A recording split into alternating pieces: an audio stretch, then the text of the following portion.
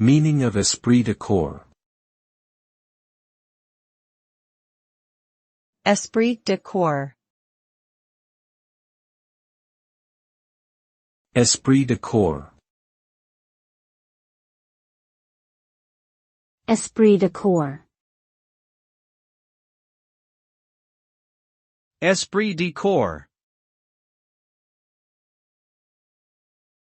Esprit de corps is a French term that refers to the sense of loyalty and unity among members of a group. It describes the feeling of camaraderie and solidarity that arises when individuals come together to pursue a shared goal or purpose.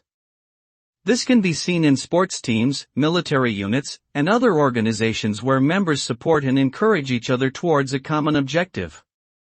The result of a strong esprit de corps is a cohesive team that is better able to overcome challenges and achieve success.